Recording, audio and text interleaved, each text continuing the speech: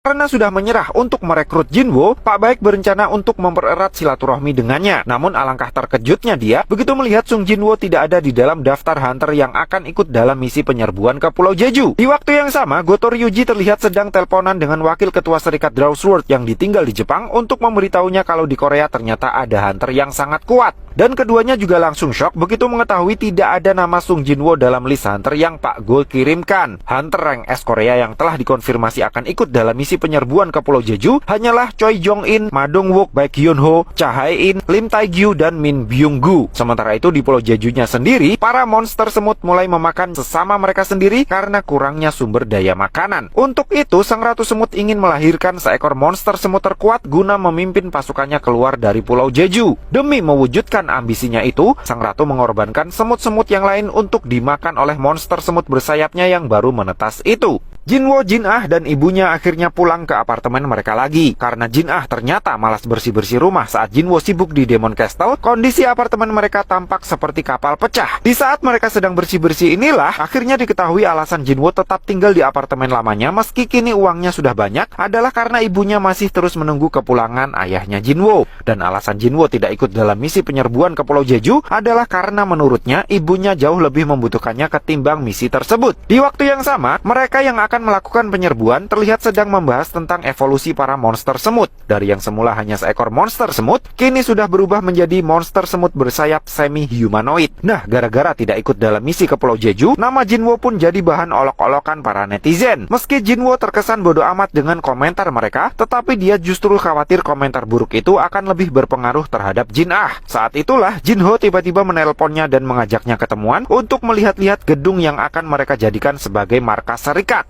Karena berencana membuat sebuah serikat, Jin-ho pikir hal pertama yang perlu dia lakukan adalah menemukan sebuah kantor yang layak. Dan kebetulan Jin-ho menemukannya di lokasi yang tidak begitu jauh dari apartemen tempat Jinwo tinggal. Di momen inilah, Jin-ho memberitahu Jinwo kalau ada orang asing yang mencarinya. Sambil menyerahkan kartu nama yang dia berikan kepada Jinwo, Jin-ho bilang si orang asing ini hanya akan berada di Korea selama beberapa hari saja. Namun saat Jinwo akan menerimanya, sesuatu yang sepertinya buruk terjadi di lingkungan rumahnya. Dan dalam sekejap mata, Jinwo langsung bertukar tempat dengan prajurit bayangannya yang ada di TKP. Dan tanpa perlu effort yang berarti, Jinwo berhasil mengatasinya dengan baik. Keesokan harinya, misi penyerbuan ke Pulau Jeju akhirnya dimulai. Helikopter yang membawa para hunter terlihat sudah hampir sampai di TKP. Sementara Goto Ryuji terlihat masih merenung, mengingat-ingat momen saat bertarung melawan Jinwo. Ternyata yang membuat Ryuji Goto bercucuran keringat dingin di chapter sebelumnya adalah karena dia merasakan sensasi seperti pasti akan mati di tangan Sung Jinwo. Kapal-kapal tempur dari berbagai negara yang berbatasan laut dengan Korea telah dikerahkan untuk mengantisipasi kejadian yang tidak terduga dari penyerbuan ke Pulau Jeju. Di samping itu, para hunter dari berbagai serikat yang direquest oleh asosiasi juga sudah mempersiapkan diri dan bergerak ke wilayah selatan Korea. Tujuannya hanya satu, jika misi penyerbuan sukses, mereka tidak ingin membiarkan satu semut pun berhasil lolos dan bikin masalah di pulau utama Korea. Setiap tim pasukan yang berjaga terdiri dari seorang hunter rank B yang memimpin 3 hunter rank C dan 10 hunter rank D. Bahkan ada beberapa hunter yang sebenarnya sudah pensiun, serta mereka yang sudah awaken tetapi memilih untuk tidak menjadi hunter juga ikut dalam misi tersebut. Total secara keseluruhannya ada 5.000 orang. Itu adalah 1/10 dari semua orang yang sudah awaken di Korea. Nah, ternyata penyerbuan ke Pulau Jeju kali ini akan disiarkan di TV secara live dari lokasi kejadian, di mana seorang kameramen telah ditugaskan oleh Asosiasi Hunter Pusat untuk bergabung dengan para hunter rank S Korea di dalam helikopter yang sedang menuju ke TKP.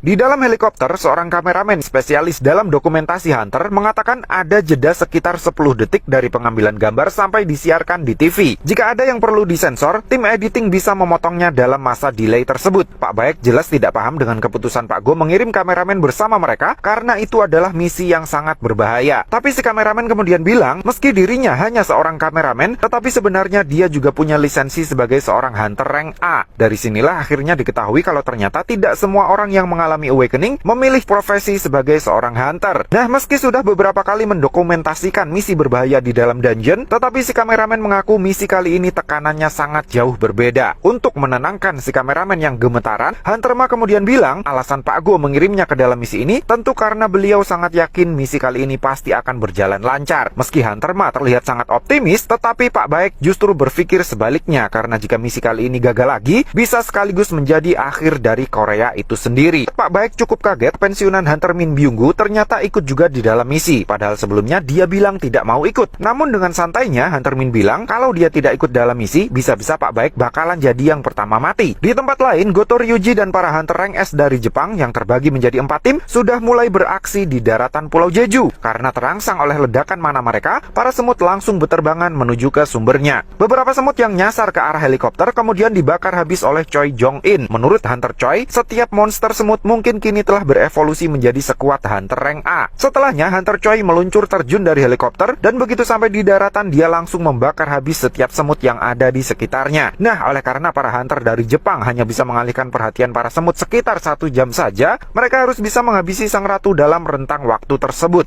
Para Hunter Rank S plus 1 kameramennya kemudian terjun dari helikopter dan siap untuk menjalankan misi.